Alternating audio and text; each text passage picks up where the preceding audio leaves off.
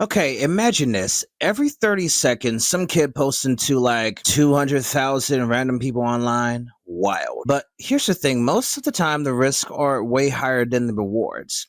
We're talking nonstop stress from being watched all the time, money getting taken with zero protection, and kids getting shown things that they definitely shouldn't see. And this isn't a Piper Rockelle or whatever main character is trending.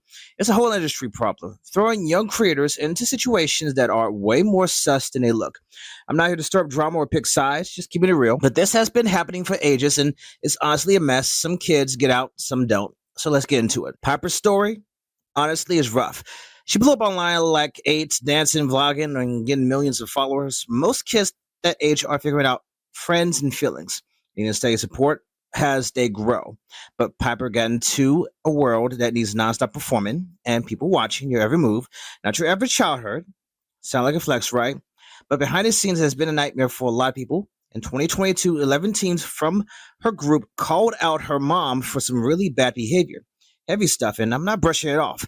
The whole thing just screams bad vibes. Kids getting pushed to make content no matter what. That lifestyle can lead to sleep, stress, and even identity problems for young creators since they're under pressure. And all the time, and it's been the latest drama, Piper with paywall creators at the Bob House when she was 17. Not surprising, people were worried. It's a major sign when a teen is close to growing up content spaces. But here's the talk.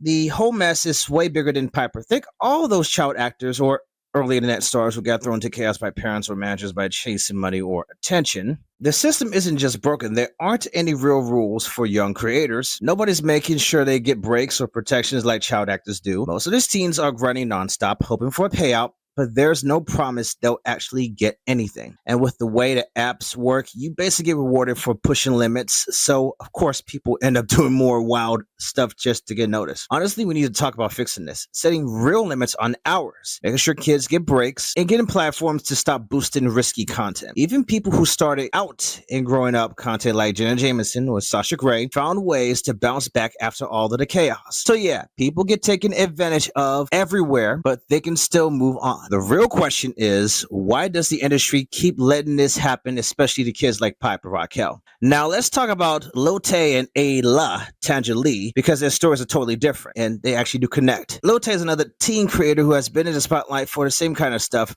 She's posted things people call super edgy, tight clothes, suggestive poses, even in that shirt about being a star in training. But it's not just grown-up content. It's extra attention grabbing, just like Piper did at that age. Remember when Piper's dance videos and outfits get called out for being too much? Lil Tay is basically doing the same thing. It's messy, but honestly, it's usually adults encouraging it. And here's the thing, platforms use their systems to make teens feel like they need to push even more just to get those likes and views. It's a reward cycle and attention cycle. That pressure is built in, not just personal, but Tangeli, she's doing things totally differently. She has a huge following, but she keeps it way more chill than Piper or Lil Tay. Like for her birthday, she only posted to close friends on social media. That's keeping some control over her own story. Instead of sharing everything, she decides what to post and who sees it. Honestly, that's smart. She's showing that you can still be online and keep some things just for yourself. Bottom line, Piper, Lotte, Aya, they're all just a part of a system that runs on attention, and sometimes that attention is not just worth it. Now, I know some people are probably thinking, is this just making excuses? But seeing the big picture matters. If we just say everyone is canceled, we miss the fact that people can actually grow past all of this. And Piper's 18 now, and yeah, we don't know what she'll do next, but honestly, that's not the point. The real problem is the system. Parents, managers, platforms, all putting kids into risky situations. That's where we need to focus. Fixing the system, not just blaming the teens stuck in it. So, what actually needs to change?